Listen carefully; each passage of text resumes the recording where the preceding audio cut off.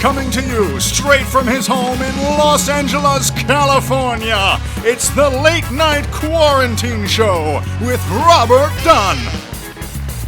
Tonight, this guest, featuring the Dwayne Carlton Merit Band. I'm Mike DeCamp.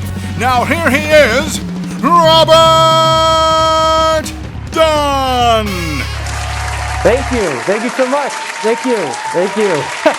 Welcome to the Late Night Quarantine Show. Oh yeah, sorry. Let me just get rid of this mask.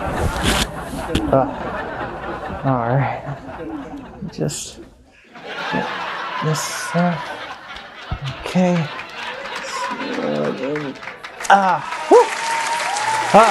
Much better. I could breathe again. Yeah, and if you haven't already, can you hit that subscribe button? That'd be really freaking cool. Now, I know you're probably asking yourself, Robert, why are you wearing 3 masks? And you know why you're asking that?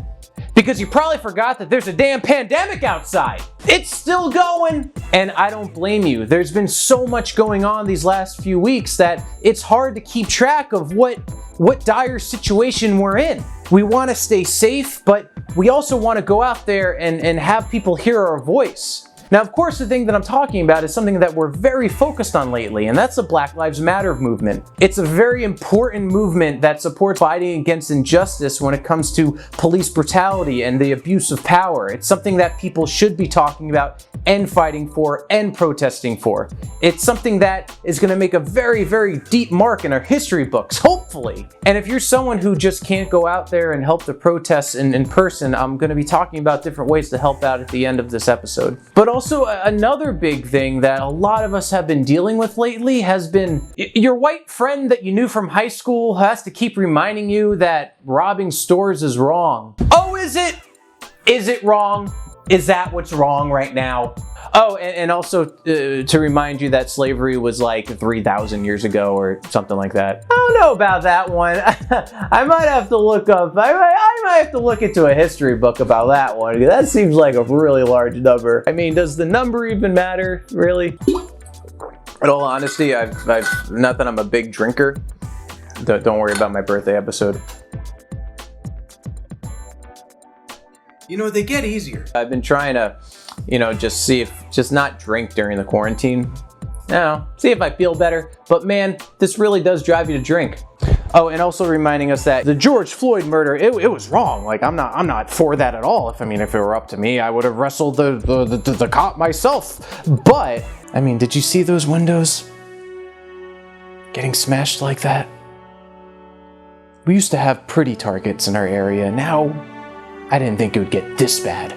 Or just flat out saying that black people aren't oppressed at all, which is, I wish I just wrote that for this segment, but that came from a personal encounter that I had these last few days. It came from a human that had a beating heart and breathing lungs and I think apparently a working brain that I had the pleasure of angrily debating on Facebook. One of many that I've had. I told myself probably last year that I was done debating on Facebook about just stuff in general. You know, a lot of these heated debates on Facebook can be taken out of context and they kind of go nowhere. But man, the thing that really reels you back in is seeing ignorance, and I can't help but have to say something, but sometimes it feels like it kind of goes nowhere.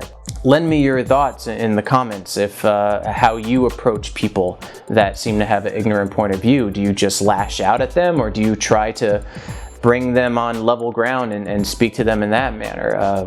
What do you do? But I mean, there's a lot of people with that kind of mindset out there on the internet. I mean, just look at this Twitter exchange. JVizzle757 writes, "How is it get over slavery but 9/11 is never forget?" In which Chris Tip 2016 responds, "More people died in 9/11 than slaves ever." Ever? I mean, even if that were true, I mean, does that really justify the whole get over slavery argument? I don't think it does. But that's not it. Official B-Ray, aka Supermarket, responded poetically. "I've been on Twitter on and off for about 11 years, and I can honestly say, no word of exaggeration, I think this is quite possibly the single dumbest tweet ever twote. Leaves of cabbage. Is that what's in your head? Just 5 wilted leaves of cabbage? I couldn't have said it better myself. And just to bring it up again, ignorance is the bait for debate. It's really hard to ignore it. But I mean, who am I to just sit here and complain about being pissed off on the internet? I mean, there's so much chaos going down in the streets that I don't even know where to start. I mean, remember when Tiger King was the craziest thing going on in our society when this whole quarantine started? Is it wrong to have quarantine nostalgia like that? I feel like it is. I'm gonna shoot you right between the fucking eyes, bitch. But we do have a great show for you planned today. I interviewed Chauncey K. Robinson, chief editor of People's World, where you can just click this video and watch the interview right now. You can watch the interview right now. And as we go throughout the days, we're gonna have to remind ourselves that as guest request incoming? What does that mean? What is this thing happening? Wait, does that mean someone's asking us to be a guest? Because that's not what we do here. We ask people to be guests. It's forcing you to accept it? What the? We don't want this. What are you doing? Hey, what is this? The Nighty Night social distancing show with Jabby Koei? What is that? A Pokemon or something? Welcome to the show. What show? Okay, this is not a late night show. Okay, I have a show. That's the show. I got one too. In fact, I have 3 of them. Okay, but what is all this? What is this, sunshine and shit? Like, you're not even wearing a suit? Is that a second sun? So hold on. You're telling me you're the only one that gets to have a late night show on the internet? Yes. I mean, myself and that sellout, John Krasinski. Hold on, wait. Why is he a sellout? I don't know. I've just been reading headlines and they've all been telling me to call him a sellout, but now that I think of it, good for him. So, first question. Be honest. Did you get a haircut? No, definitely not. Everything I film for an episode is in order. Like Hollywood. I do it just like Hollywood. Second question. Okay, wait. I'm gonna let you ask me 3 questions, buddy, and then I'm out of here. Second question. How are you handling quarantine? Wow, no one's ever asked me that before. I mean, if I had to tell you, you just gotta take it one day at a time. Alright, no one cares. Now my third question. Where is your late night documentation? Sir? What the fuck? What is this? I am Chief Jabby Koei of the Late Night Investigation Squad. I was undercover, so you couldn't tell. I knew something was weird with all this sunshine stuff. You don't know how to run a late night show. And wait a minute, did you use did you use the same name for your investigation undercover persona? What? I'll be asking the questions here, pal. Now show me your late night license. Well, shit. All right, just doing my job. Your job is not real. Don't make me get John Oliver on your ass. Oh, okay. Hey, buddy, let's just calm down. Hey, if I'm good to go, then I'd like to just continue my show, if that's cool.